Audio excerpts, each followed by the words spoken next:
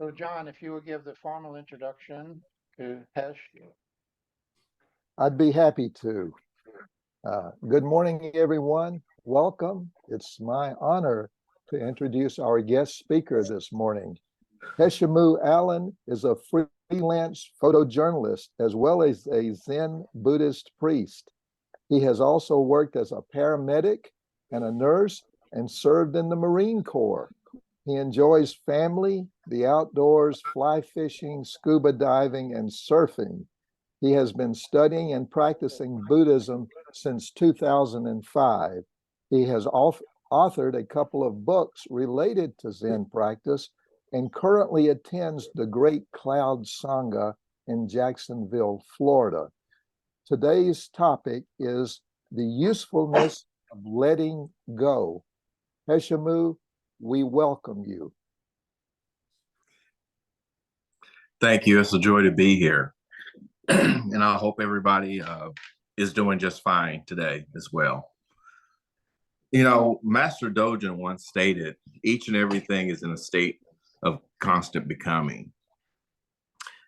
Everything that has a beginning also has an ending. The cells in our bodies grow, change, and replenish daily, yet our ego and illusory selves refuse to accept or make any changes.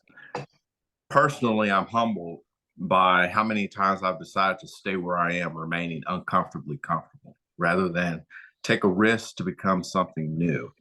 This is the opposite of my innate nature, which is always new, always fresh, and always alive. The lessons of impermanence surround us every day as our relationships and personas also change. Many times in life, we are met with frustration and feelings of despair or abandonment. Instead of reverting to the uncomfortably comfortable way of life, changes perspective as we discover our true selves. You know, I often gaze at the stars on a clear night and truly appreciate my uniqueness and connection to the night sky as well as to the crying child. But something seems to always hold me back. Something holds all of us back that seems to be stifling. In order to truly appreciate the simple connection that I have to the universe and to the crying child, I must first step out of the me, mine, and I chain of thought, realizing that my highs and lows have been experienced by all in varying degrees. You see, your mind is the seat, the element, the source of your being. Realize that even in times of great loss, opportunities of renewed growth and spirit are within your nature, if only your mind would let those things take place. As long as we are carrying around fear of our past, present, or future, we will never know how useful letting go can be, remaining uncomfortably comfortable. We must let go of the past in order to begin things new. Sometimes tragedy and loss are the universe's way of making us fly out of our own cage. As we travel through life, everyone has had their fair share of happiness and sorrow. Many of us resent the idea of revisiting those emotions and those circumstances that create so much pain, hindering our path to spirituality. For most of us, it seems impossible to deal with previous traumatic experiences, albeit an abusive parent or spouse, abandonment, molestation, or dysfunctional family patterns. And that's just to name a few things that we may encounter in our lives. When visiting those experiences, we seem to be physically and spiritually drained. We hear the resonating words of let it go, what's in the past should stay in the past as a means of coping. But can we truly let go, especially when the past, present, and future are so intertwined? Although this present moment is all that we deem as real, our actions today always have an impact on ourselves and others tomorrow, just as our ancestors laid a sequential pattern for what you and I experience today. Masking or hindering our feelings does not negate what has been experienced. It merely buries and resurrects itself in times when we least suspect it.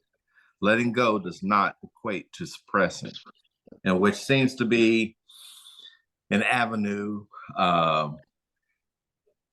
which a lot of us seem to adhere to.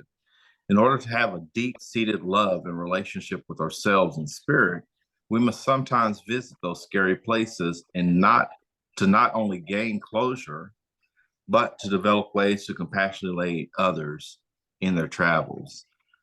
You see, life has more moments of euphoria and happiness than we allow ourselves to see. True, the past has occurred and cannot be undone, whether it is good or bad, but a key factor in moving forward requires us to allow life and events to flow, not holding on to what was and seeking help to accept things as they are instead of how we want them to be. You know, there's an old Irish saying that the value of a well is not known until it is gone. Many years I used to have a blue pit bull, beautiful, beautiful dog. And by all accounts, everyone considered him a good dog. Never had any accidents in the house, even when I left him alone. When I took him to the dog park, he never attacked any other dogs. Whenever I would leave my food out at night or whenever I would be eating dinner, he never bothered my food, never touched it. And so everyone would assume this was a good dog. I was once asked how I come about to having such a great dog that never had any accidents in the house and never attacked other people. Well, the answer was quite simple. Whenever I left the house, he was placed in the fenced yard. Whenever we went to the dog park, he remained close on a leash. Whenever I ate dinner, he would be outside as well. So the good dog image was only in place because those circumstances were eliminated from him. Now, many of us claim to be good people. We claim to have a certain amount of enlightenment as we pursue. Yet whenever we're subjected to those life experiences of either right or wrong, sometimes we miss the mark. Veering to the right or veering to the left isn't necessarily good or bad, but every encounter is an opportunity to display our true nature and make adjustments as needed. A friend can't challenge your mind and emotions the way an enemy can. In order to fortify your genuine essence, life must be met with peace and chaos on various levels. The mind is key in compassionately learning ourselves and others.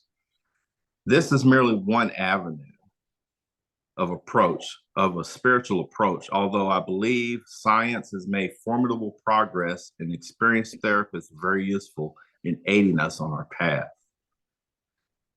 Attachments to the past are like a large piece of wood that becomes lodged in the middle of a stream. If we try to block the stream or resist it, life will simply go around us as it continues every day. If you allow the stream to carry you, you become one with the stream, one with nature itself, without clinging or attachment, leaving the past behind. The stream, like life, continues to flow, while the log remains to decay and gather dirt, being of no benefit to self or others. Since everything changes, nothing is permanent, so too our pain and problems eventually change. See, in today's fast-paced and interconnected world, the art of letting go and practice of meditation have gained increasing attention for their potential to improve well-being, reduce stress, and enhance overall quality of life. Meditation, often combined with the concept of letting go, has been embraced by many individuals seeking inner peace, emotional balance, and spiritual growth. This Dharma talk aims to explore the profound connection between meditation and letting go, shedding light on the transformative power we hold in promoting mental clarity, emotional resilience, and compassion. Meditation, with its roots in many ancient traditions, as we delve into the Zen aspect, is a practice that cultivates a heightened state of awareness and mindfulness. Through various techniques such as focused breathing, guided visualization, or mantra repetition, we engage in a process of quieting the mind, observing thoughts without attachment, and becoming present in the here and the now. By doing so, meditation enables us to develop a deeper connection with the inner self, fostering self-awareness and insight into our thoughts, emotions, and bodily sensations. Letting go, on the other hand, involves the act of releasing attachments to outcomes, relinquishing control, and embracing a state of surrender. It is a concept deeply rooted in the wisdom of many spiritual and philosophical traditions, emphasizing the importance of accepting the transient nature of life and releasing the burdens of past regrets, future worries, and present anxieties. Letting go does not signify indifference or resignation. Rather, it involves a profound sense of acceptance and a willingness to allow life to unfold without resistance. Meditation and letting go are intricately intertwined, with each practice complementing and enhancing the other.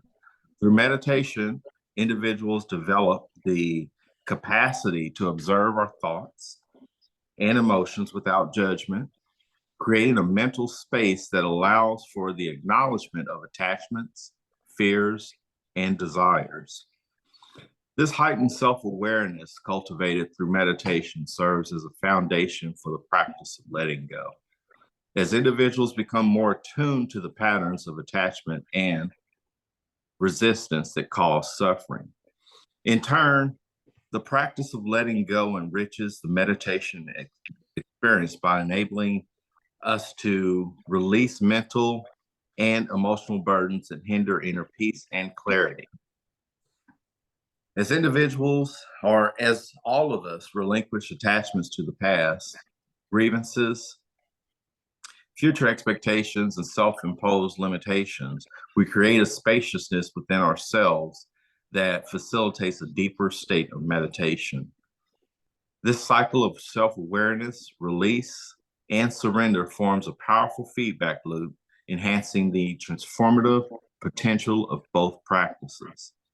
The integration of meditation and letting go offers a myriad of benefits that extend to various aspects of an individual's life. By engaging in these practices, individuals may experience a reduction in stress, anxiety, as we learn to cultivate a more balanced and resilient mindset. Moreover, the ability to let go of negative emotions and limiting beliefs can contribute to improved emotional well-being, enhanced relationships, and a greater sense of inner peace. Furthermore, the combination of meditation and letting go has been linked to improvements in physical health, including reduced blood pressure, enhanced immune function, and better stress management. Additionally, as we develop a greater sense of self-awareness and emotional regulation through these practices, we may find ourselves better equipped to navigate life's challenges with grace and composure. Life is active, not passive. So we should take the initiative to direct and create a life that's full of compassion, love, and happiness. Happiness is our universal destiny, and problems are inevitable. Remember that anything that has a beginning also has an end. All problems have a source, and all problems have an end. We must let go of the past in order to be in things anew. Every day, every moment is a blessed opportunity to see and begin things anew. The true self is no self. You are not the definition of yesterday. Learn to let go. It will be okay. And from the Heart Sutra, I was just going to repeat that the body is nothing more than emptiness. Emptiness is nothing more than body. The body is exactly empty, and emptiness is exactly body. The other four aspects of human existence, feeling, thought, will, and consciousness, are likewise nothing more than emptiness, and emptiness nothing more than they. All things are empty, nothing is born, nothing dies, nothing is pure, nothing is stained, nothing increases, and nothing decreases. So in emptiness, there is no body, no feeling, no thought, no will, no consciousness. There are no eyes, no ears, no nose, no tongue, no body, no mind. There is no seeing, no hearing, no smelling, no tasting, no touching, no imagining. There is nothing seen, nor heard, nor smelled, nor tasted, nor touched, nor imagined. There is no ignorance, and there is no end to ignorance. There is no old age and death, and no end to old age and death.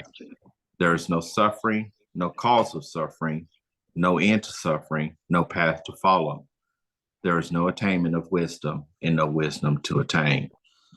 The bodhisattvas rely on the perfection of wisdom, and so with no delusion, they feel no fear and have nirvana here and now. All the Buddhas, past, present, and future, rely on the perfection of wisdom and live in the full enlightenment. The perfection of wisdom is the greatest mantra. It is the clearest mantra, the highest mantra, the mantra that removes all suffering. This is the truth that cannot be doubted. Say it so. Gate, gate, paragate, parasamgate, bodhisvaha. And that I will leave you with. The floor is open. I had one quick one, John, which I think is a coda on the talk, and the answer may be long, but the question is brief. We have Chishiki Brian Price here is a psychiatrist who works with intractable kind of disorders, and there's a lot of experimentation these days with ketamine and other psychedelics, which were experimented with, you could say, in the 60s, and they got suppressed politically. So how would you add to what you just said in the case of PTSD, where apparently there's been some sort of a traumatic effect on the wiring of the brain, and the hallucinatory, if you want to call it that, experience can even take over consciousness, where people think they're being, and coming from a military background, you're more familiar with this than most of us. How would you tie that into your discussion of letting go and so forth? Extreme case of PTSD. Dealing with PTSD, I believe that, of course, you're going to need therapists and people who are trained in those things in order to help you with those. The process of letting go and meditation, I believe, can use concurrently with those treatment and those modalities. That's sort of a good question. And like I say, it's going to be a long-winded answer, but it's sort of hard to say.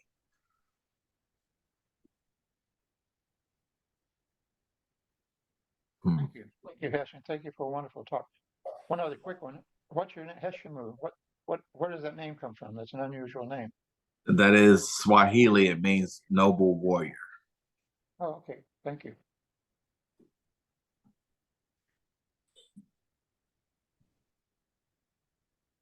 If you're online, feel free to raise a real hand or put up a digital hand, or you could even type in a question into the chat box, and I'll try to read that to the group, whatever works best for you. We've got a hand up from Ungen.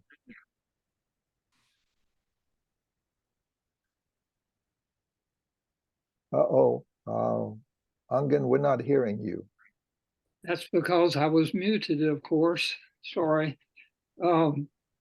Hesh, thanks so much for being with us. I really appreciate it. Hesh is currently a nurse at Mayo Clinic here in Jacksonville. Paramedic.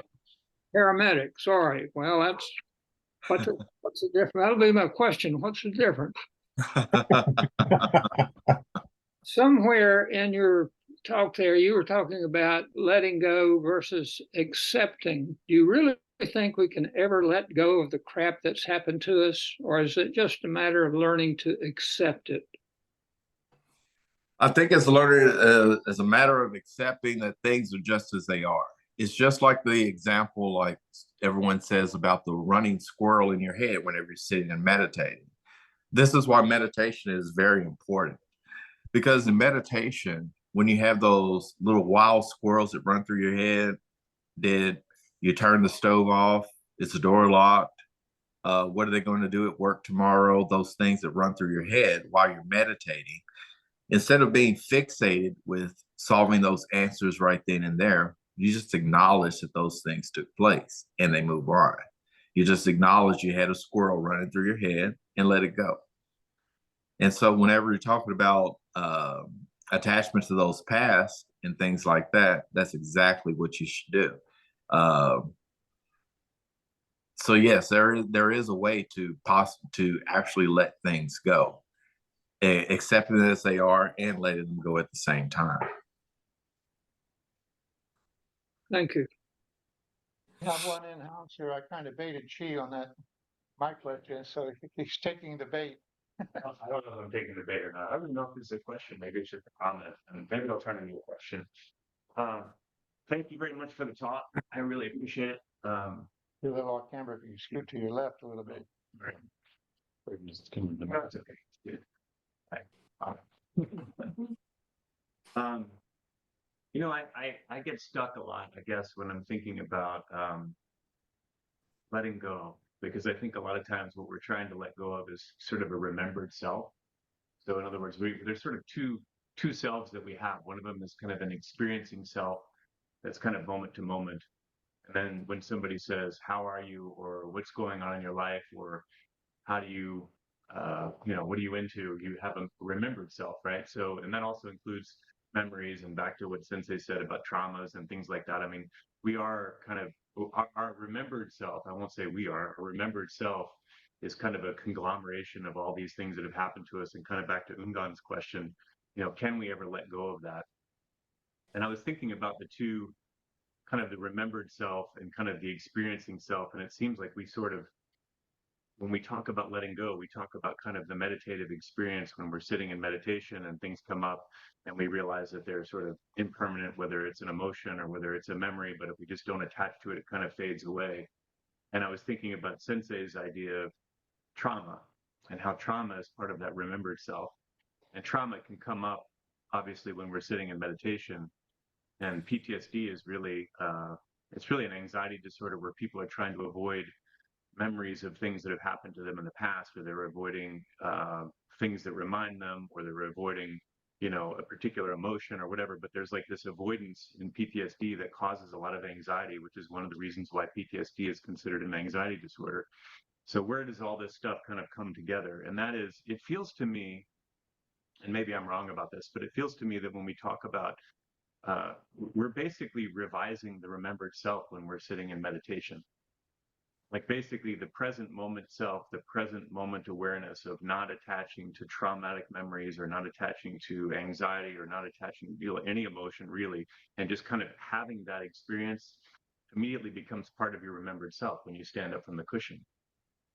And maybe you deal with emotions differently, or you deal with memories differently because of the experience that you've had and sort of your remembered self. Like, I can let this go when I'm sitting in meditation, so maybe I can deal with my experienced reality here in the present moment differently than I have before because of the meditation, which is kind of moving off into the past remembered self. We're sort of revising who we are, both our remembered self and also sort of training ourselves in the present moment. And I just wonder, kind of when you talk about letting go, it seems to me that we can sit in meditation in the present moment and we can let go of all kinds of things that we're trying to attach to. Mm-hmm. And this is a practice that we're doing intentionally right now in the moment. And we may be able to carry this hopefully more and more off the cushion when we carry it off the cushion. But letting go of that remembered self, it seems, I mean, back to Ungan's question, can we ever let go of that? And it feels to me like we're revising our remembered self over time. And I don't know. I just was kind of thinking about all this. I heard it part of a podcast. There's a guy named Daniel Kahneman who wrote a book called Thinking Fast and Slow that talks a lot about remembered self and, the present moment self, and the fact that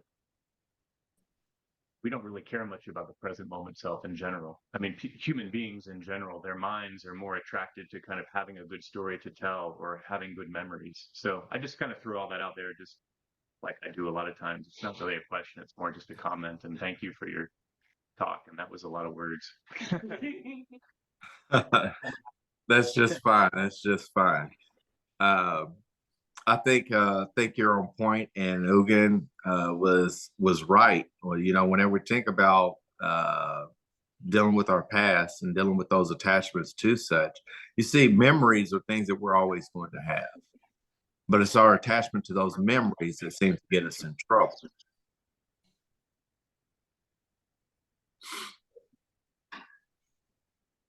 We have a hand from Lindy. Thank you for this talk. Really important and difficult topic. Yeah, hi Ungun. We're comparing cats. I have a new baby.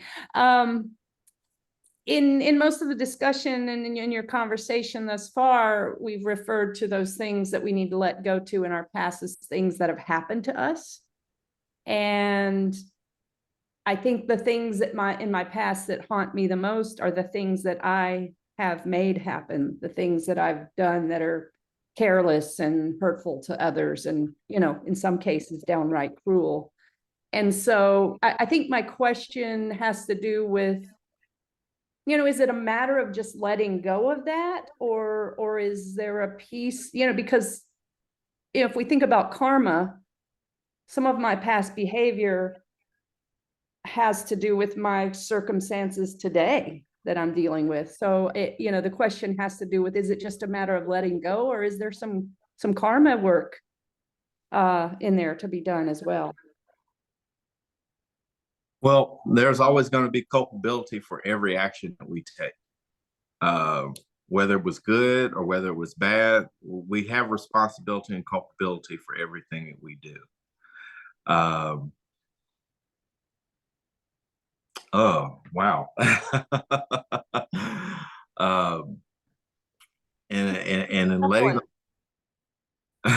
it is in letting those things go,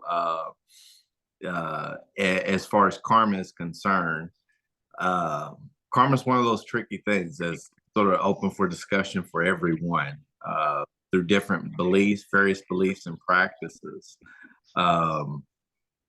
So could you call karma your current situation as it relates to your past? Could you call that karma? Yeah, I guess you could, sort of in a modified way. So that's the best I can tell you on letting that go.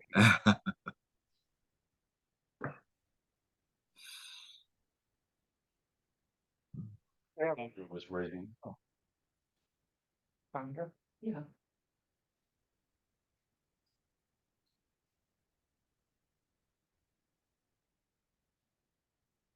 Hello, I enjoyed your talk. My name is Sandra. And I definitely wanted to talk after Brian because it's easier that way. There has been a lot of trauma in my life. And in the past, I've had PTSD. I am learning finally that I can stop calling it that. However, I can't say that letting it go makes it go away, because it never will. It will arise like a bubble every once in a while. What I learned over the years of dealing with trauma, with mental illnesses and situations in my environment, all the things that make dark things happen, as well as good things, that the thing about adjusting and accepting the dark things that have happened to us is what a fellow sufferer has called learning to soften and relax. Because it's not going to go away, we're not going to go away, and there needs to be some cooperation between the two. So sometimes I think of all the trauma that wants to take over my life is actually an ex-partner, like an ex-husband. And we have, my physical state is our child. Anytime in the present, my physical state is our child. We are responsible for the dark and the light that affects my physical being. So we have to discuss things, and we need to soften and relax to do that discussion. That has helped me more than anything in the world. Thank you. Thank you.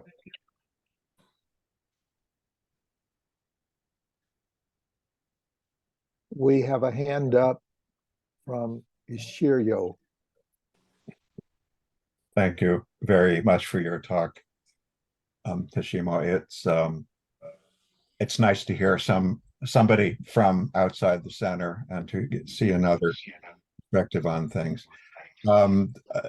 Before I got to my question, that your image of the squirrel in the cage, I found myself getting distracted thinking about that, and that I used to keep a hamster. And of course, the hamster was a wonderful creature, but they would run on the cage at night. They would run on their little wheel at night. And so they would keep you up. They would keep me up when it was running and making all this horrible squeaky noise. And that the solution was to stick a pencil in the wheel. And then there would not be any noise at night. And I found myself just now thinking, well, this was not respecting the squirrel, that the squirrel's nature is to run at night. And I suppose the nature of our mind is to run at night. And one can simply appreciate, well, I have this squirrel that's running in my head. As others have said, the image of letting go causes issues for me, and that the old one is to put it down, but to let go of things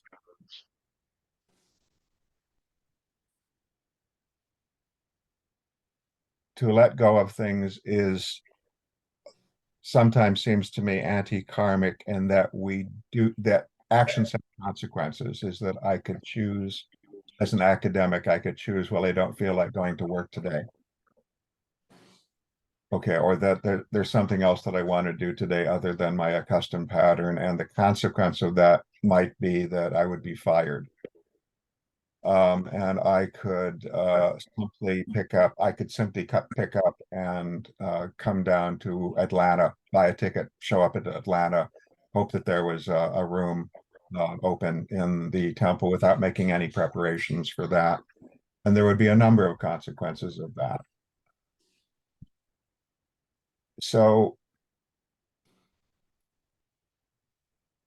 Zen is not simply spontaneity, is it? Is not moving freely in the world.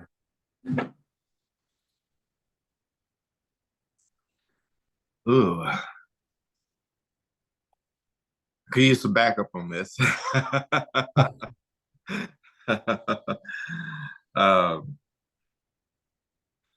Zen is Zen.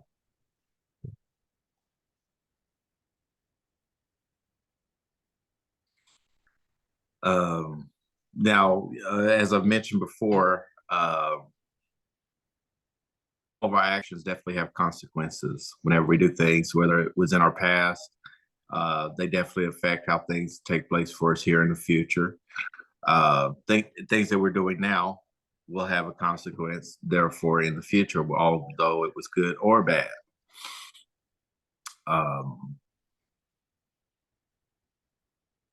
So I don't think that whenever we talk about letting go, it is necessarily release of those responsibilities. So that's all pretty much I got to say about that. Thank you for your teaching. One follow-up question, where is the pencil in meditation?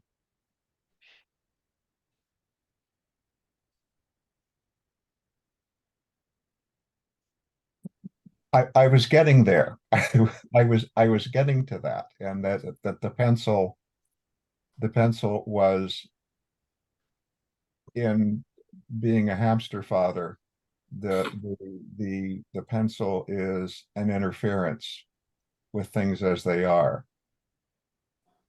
And in Zen, in stopping the monkey, to use the more familiar primate example that's there, It is simply asking the monkey to sit down and shut up.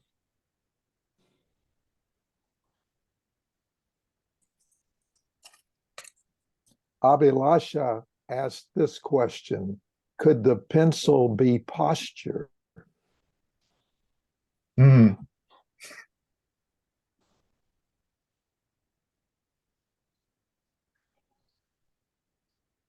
Down to something there. Saw a hand from Joseph. Yeah, if we have time for a quick question, I guess just broadly, let me just say thank you for this. Like, it was a beautiful and brilliant talk. And I, I guess just to respond a little bit to the tenor of this conversation, I do think I was struck by the link you were making between letting go and, I mean, it seemed to me like liberation, which is one of the core, like there's something about letting go that you can't do just with insight or just with compassion. Like it is, you have to like cut something off. And like, this is what it's one of the things I feel like I see Zen teachers make a physical movement when they talk about liberation. It's like a slashing, like you're cutting something out, right? But I don't think letting go has to mean, I guess, sweeping something under the rug or like trying to clear away the darkness. But I guess like Sandra was getting at, there is a kind of like lightness or levity, and I do think it connects up with kind of a freedom of movement, which, like you're saying, can't be we ignore karma, but we, I mean, liberation, I guess, would be one of the core values here. And like, we're talking a lot about animals, and one of the, it just strikes me that one of the things that Buddhist teaching kind of suggests is to free creatures in whatever situation they're in, and I guess just trying to bring this back to the nature of mind, it's I would suggest that its true nature isn't running wild in all directions, but is when it's clear and empty, that we can clearly see what our mind is like. So I mean, I guess that would be my direction, is like letting go is a technique to gain clarity and to catch sight of the liberation that is, It is. a kind of, yeah. It is. It definitely is. Because it is free. Like I say, those wild. We keep going back to the wild squirrels in our head. Those things are going to occur. They're going to happen. But it's about those attachments and us stopping our meditation to delve into those squirrels. And whenever you don't let those squirrels control you, it is liberating. It is free. It is a cutting the ties with what was once controlling me no longer controls me anymore.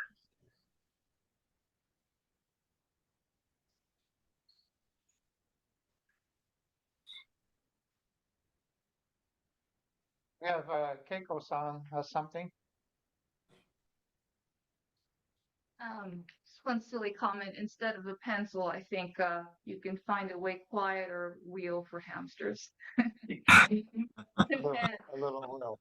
Yeah, also maybe. And going back to the nature of the animals, and not the hamster is nocturnal, and maybe it should be let go as well. But one thing about the letting go is pushing the question further. Letting go where, if you can comment.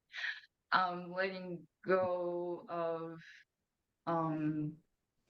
whatever it is, maybe letting it go to work. So going back to Sandra's comment, and instead of putting it as one personal thing for yourself, could there be a way to make it to use? And for your experience, in your occupation, I would imagine that your sitting practice would probably apply to choices, like any kind of, from that perspective, something that you have let go and something you maybe apply to your everyday life or your occupation. And I do. I definitely apply that to my occupation, dealing with patients and letting those things go. Now, considering my profession, I have to prepare for emergencies. I have to prepare for things to take place. So that's sort of thinking into the future and being present. There has to be a balance between being present and also thinking about the future. There has to be a balance between being present and also remembering the past.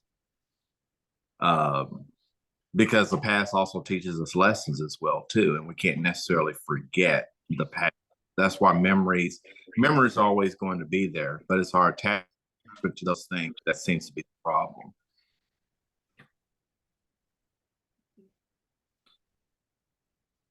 May I speak? I can't use the hand raise thing.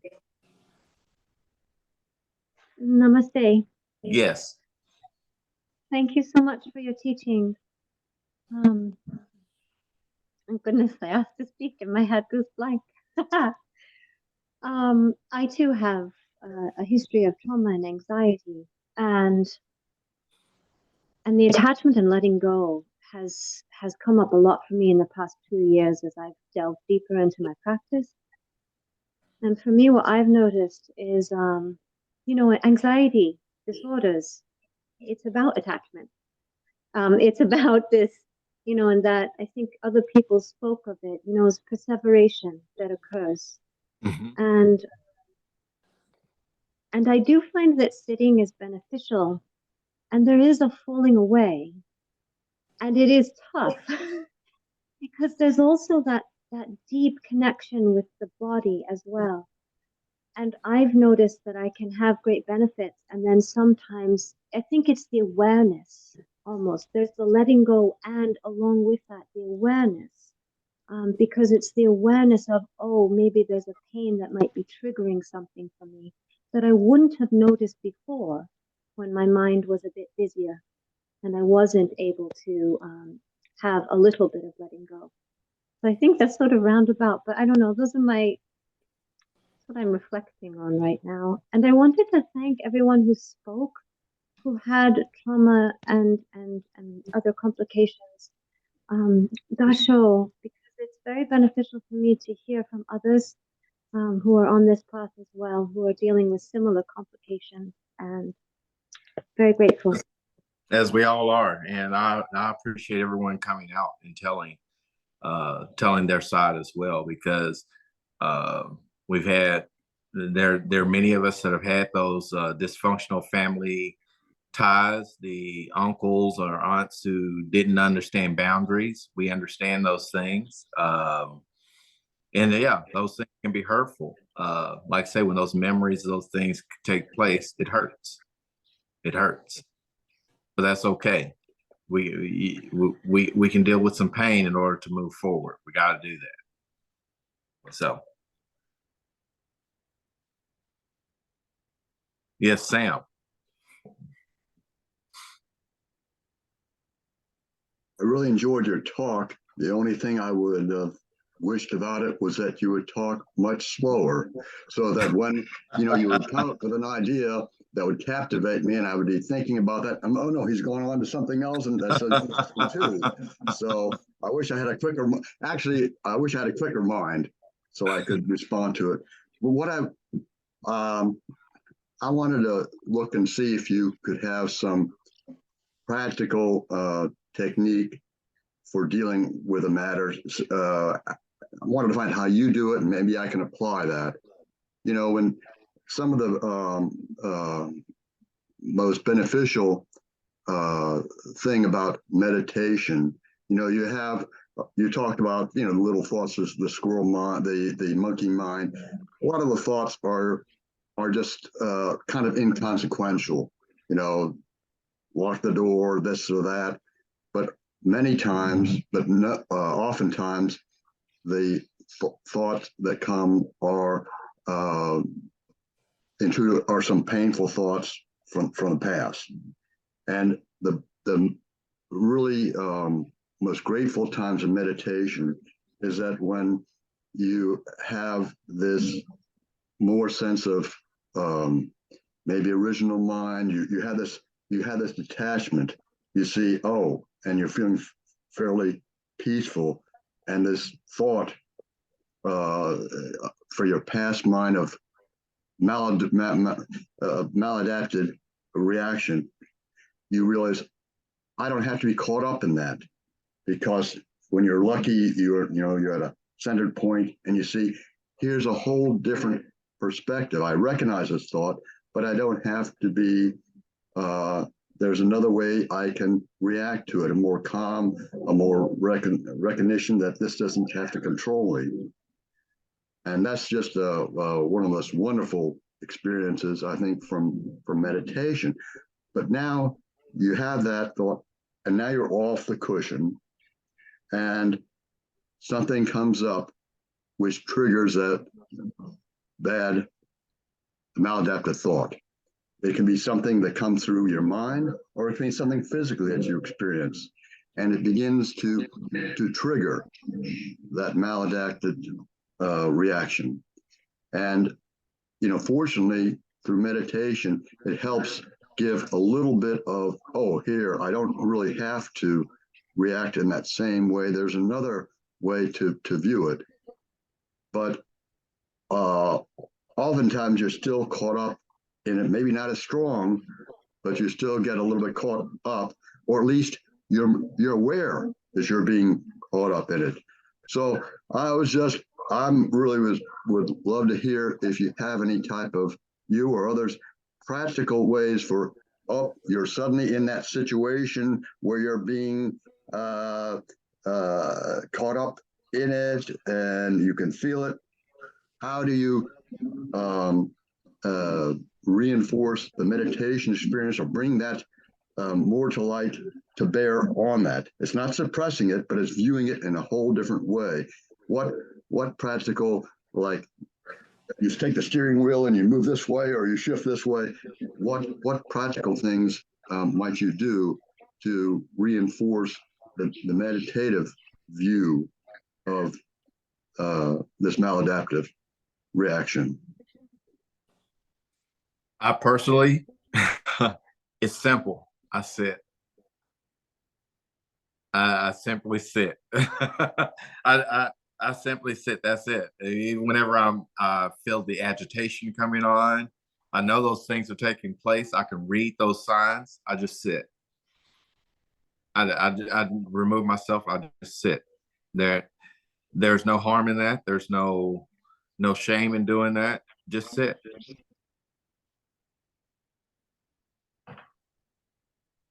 We've got one here, and then we'll go to John. Okay, we got to take turns here. So to address that question, what do you do with agitation? I don't know what level of agitation you were talking about, but it immediately came to mind for me where sometimes at work there have been very stressful situations, and or in other aspects of life. And so I am not one of those who can immediately go and sit, because then I will just stew on whatever it was. And I will go for a run often, and I need to burn off a lot of adrenaline, a lot of cortisol. And then very often I will sit after I run, or maybe I'll go do some yoga and run. But that's one way I deal with if I have a lot of agitation. Yes, I will want to sit with those things and kind of let them, dissipate, be processed the way we do in sitting. But sometimes, to your point, how do I get to the point where I can sit? That's what I do, is exercise, is, go for a run and just burn it off to get to the point where I can sit.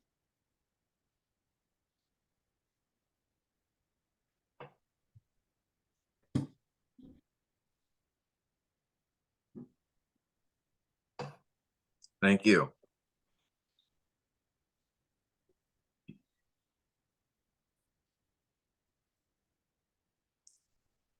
We've got three hands up. I'm going to take them in the order that they went up. I'll go first.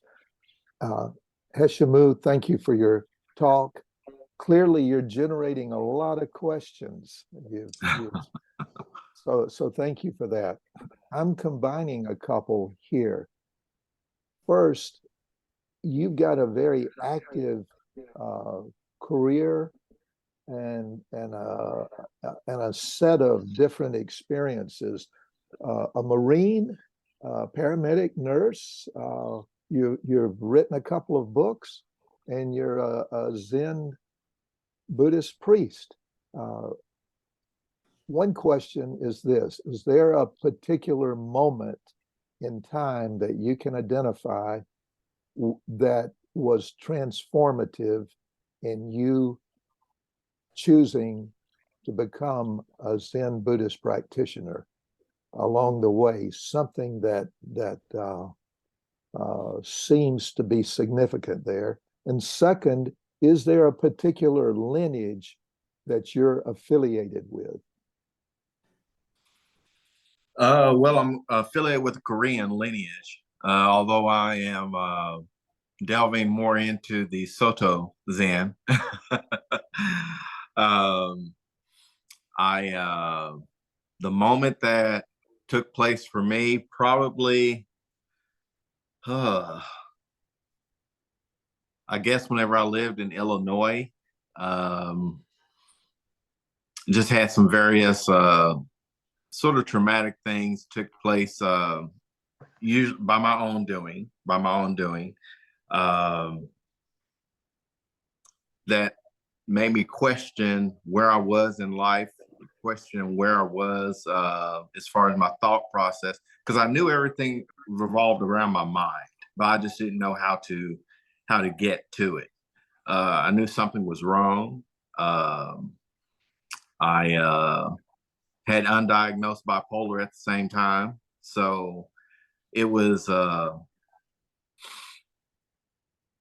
definitely a sort of culmination of various things that brought me to the Buddhist practice. So there we go. Thank you for that. Angan, I think you were next. Hello again, Hesh.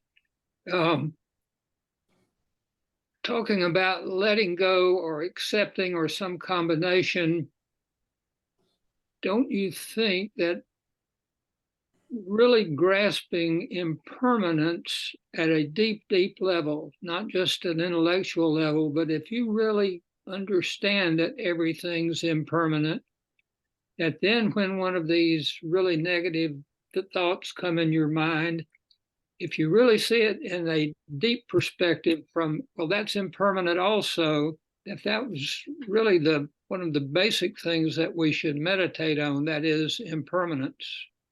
Yes, I believe so. You know what we traditionally call the death meditation, where you meditate about death, which not in a morbid sense, but in essence, it does lean toward the impermanence. Realizing that things just don't take place and stay forever. Like Master Dogen said, everything is in a constant state of becoming. So everything is constantly moving, just like misting clouds. They're always going to keep moving. Thank you.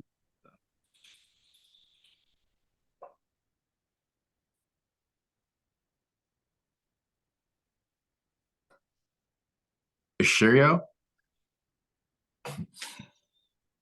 Again, thank you for this is an extraordinary number of questions, so you should be quite pleased with your ability to provoke such things.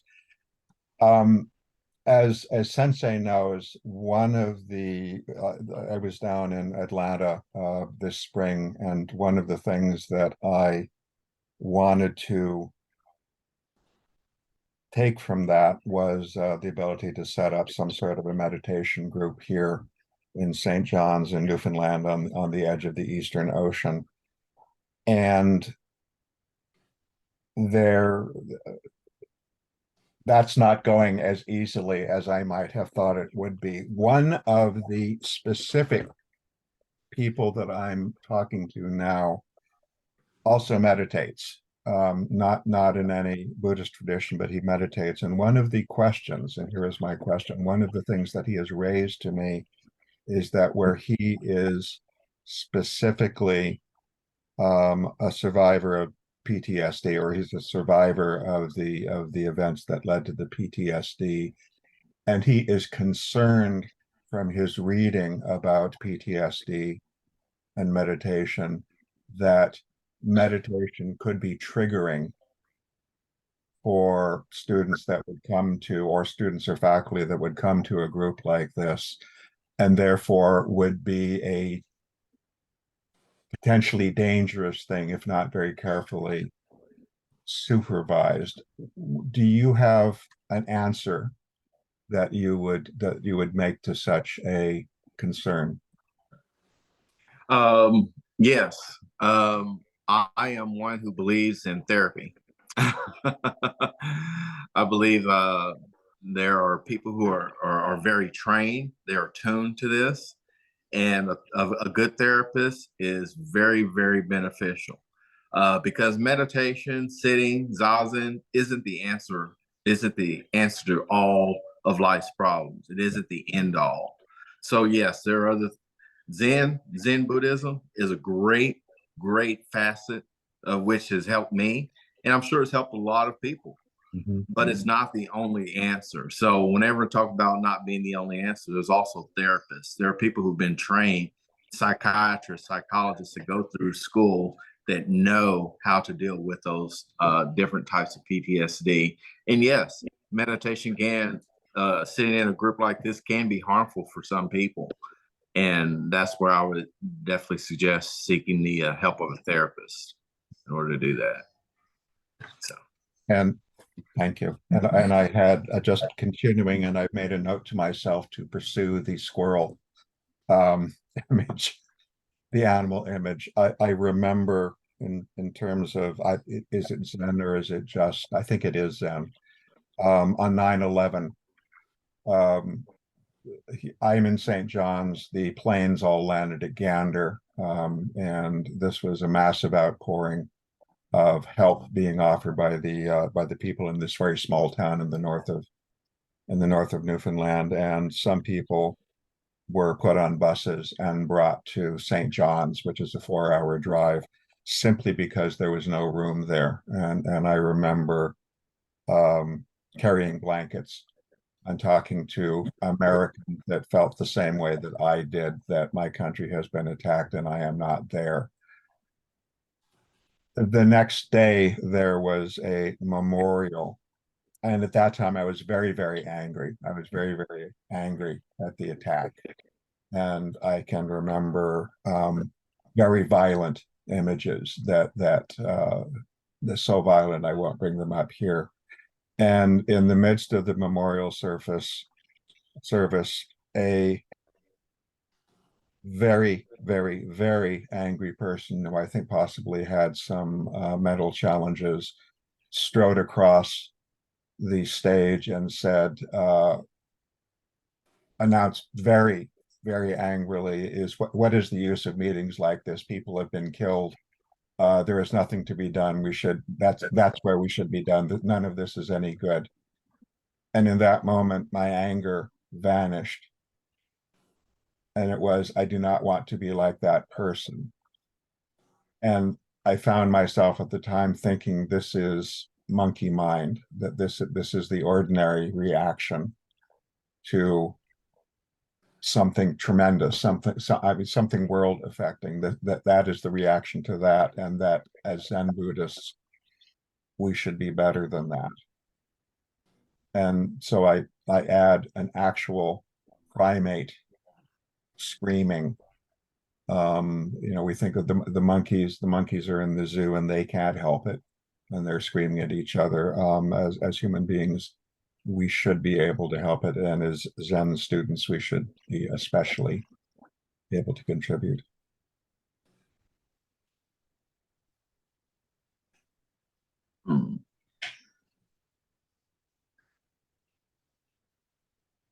Well, I think you're right. I think as Zen students, we should be able to contribute and help others in their path, whether by our own example or if they directly ask us. So John Hinman, let me intervene a little bit here and suggest something with online etiquette these days, we want to try to allow all we can for everybody to have a chance to comment. We have Tongo Sandra Sparks has a comment here in-house. And then I suggest we move to go through all the others present who have not yet said anything. And let's just sort of call them out and see if they want to say something. Some people are shy, and we'd like to hear from them as well. So, Sandra?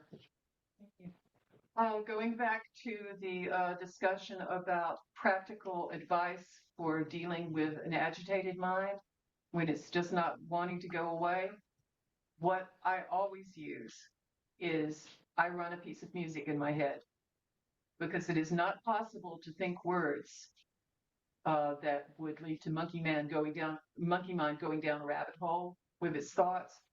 If you are running music in your head, it's a language all by itself, and there's no room for the other language. Thank you. Thank you. So I don't know how we do this exactly. Maybe go back to another view so we can see who all is online. And then see if we can, haven't heard from Hokai or Jimmy. Haven't heard from, pretty much everybody online has had something to say, but Hokai and Jimmy. And then in-house here we have Yoji, Robert, and we have Brian, and we have Dave. So anyone online? Jimmy? Hokai? Hokai has just turned on the video. I take that as a positive sign. Okay. Hey, thanks for the talk. Can you hear me okay? Yes. Okay, great. Actually, way back in the start of your talk, Hesh, you said something interesting about the dog that was really good, who was in the he only encountered good situations, so he was viewed as a good dog. Can you elaborate more about what you meant by that in terms of our practice? Should we be seeking out hard situations to deal with? I always find it interesting because so just a little more on that. No, what I was giving that as an example of a lot of times we try to put ourselves in those great situations. We want to be in good situations, want to be in good company and whatnot. And we have those ideas and thoughts and these ideations that we're good practitioners. But whenever we have things that take place that challenge us, it gives us sort of a gauge of where we are in life, where we are in our thought process. So that, excuse me. So that's where I was trying to go with that. Thanks. You're welcome. Let's look at house here, and I want more comment on that. I thought where you were going with that was Buddha's concept of discipline, that if we train ourselves this way, then we will not be as tempted to fall into those situations. So the leash on the dog amounts to, right discipline in Buddhism. Yes. We have Dave. Anything? Thank you. Brian? The questions. He's saying thank you for your talk and the questions. Brian.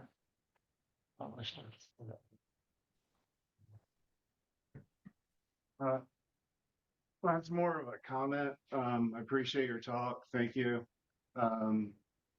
And it seems, talking about letting go, that obviously in the big scheme of things, it's more of a concept, something we're kind of shooting for. But in all the comments, it seems it's kind of been redefined to where it's not like a lop. It's not like you're not completely cutting something off. You're changing your relationship with that possible trauma or life experience, and then redefining how you interact with those memories, past experiences or whatever. And in that, just in your treatment of that and your redefining and your finding a new way to approach, to view, to have a relationship with that suffering or whatever experience, then in that way you find the freedom to kind of let something go. So anyway, just thank you for that, and thank you for everyone that's made comments, because I appreciate it all around. Thank you.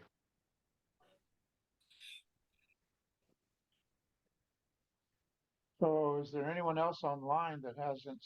Jimmy was online. I don't think we've heard from Jimmy.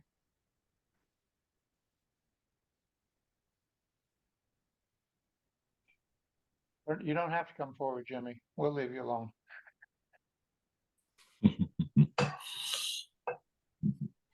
But in-house, we have All right. Yogi himself, who is the mastermind behind the media here today.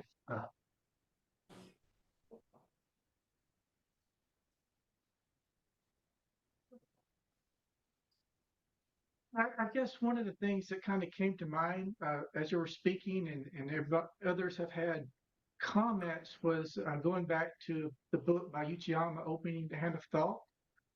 And he talks about the accidental and the absolute. An absolute would be that we're all going to die. An accidental is, it's just accidental that I'm here. But he goes on a step further and he talks about our thoughts and sitting, that many of our thoughts are, basically all our thoughts are accidental, that our thoughts are a secretion. I'm not minimizing a very thought from someone who's got PTSD, that's it, right? But just understanding, because he takes it off the cushion too, because he says, well, have you ever been on a high place and the thought came into your mind to jump? He says that's just a thought. That's just a secretion.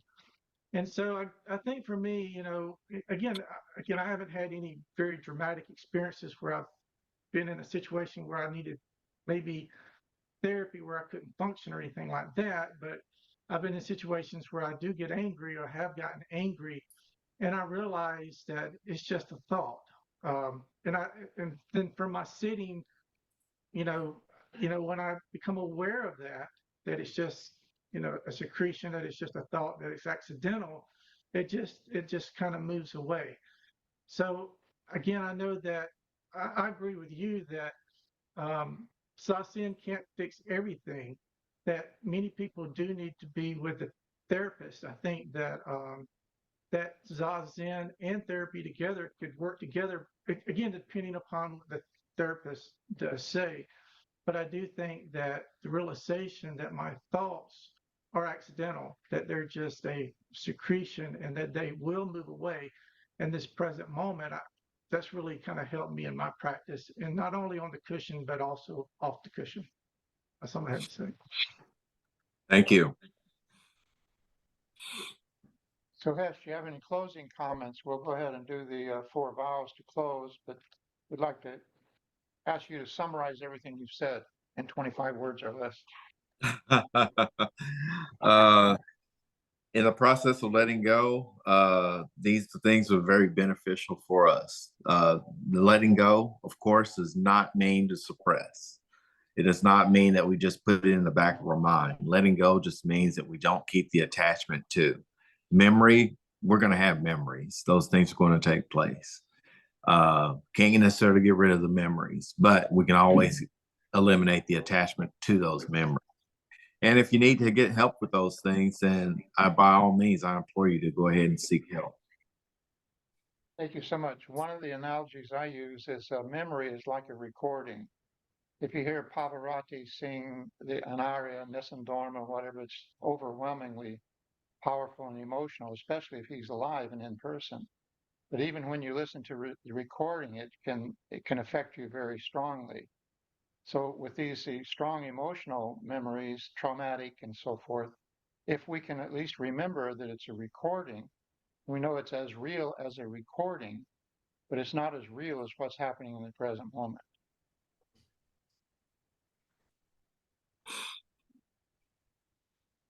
I could have used, Thelonious Monk instead of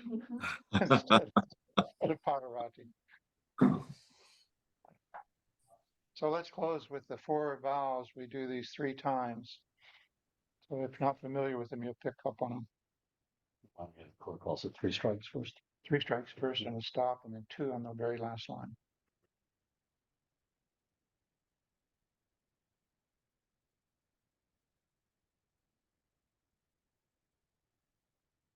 Beings are numberless. I vow to free them. Illusions are inexhaustible. I vow to end them. The gates are boundless. I vow to enter them. The Buddha way is unsurpassable. I vow to realize it. Beings are numberless. I vow to free them. Illusions are inexhaustible. I vow to end them. Dharma gates are boundless. I vow to enter them. The Buddha way is unsurpassable. I vow to realize it. Beings are numberless. I vow to free them. Delusions are inexhaustible. I vow to end them. Dharma gates are boundless. I vow to enter them. The Buddha way is unsurpassable. I vow to realize it. Thank you for your patience and listening. I almost said the Buddha way is unsuppressible. Thank you, Hesh. Come visit Atlanta sometime. I will. I plan on it. Thank you. Drag Angan with you. I will. Once again, thank you, Heshimu, for your very compelling, provocative talk this morning. Yes. Thank you. Thank you for the opportunity.